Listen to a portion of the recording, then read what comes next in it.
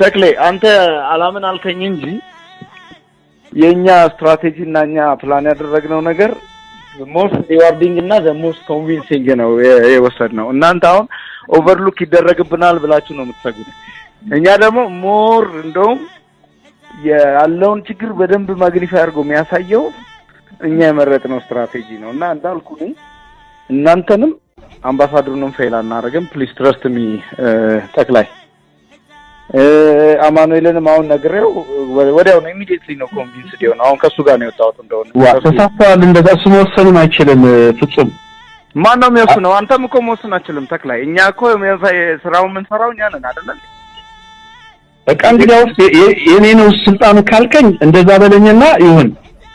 ደውልስ ተክላይ አሁን እኔ እንደው አማኑኤልም እንደዛ ብሏል ካልከኝ ግን አማኑኤል መወሰን አይችልም ነው ያልኩት አማኑኤል ከኔ በላይ አይወስንም ተክላይ ለምን በቅርበት ለምን የሚመለከተኝ ከአማኑኤል በላይ አይ ነው ግን ደግሞ ለዛ አማኑኤል እንደዛ ብሏል ካልከኝ ወይ አማኑኤልም እንደዛ ብሏል የኔን እንትኔ ነው ካልከኝ ደግሞ ማለት ይችላል እኔ ምን ማለት አልችልም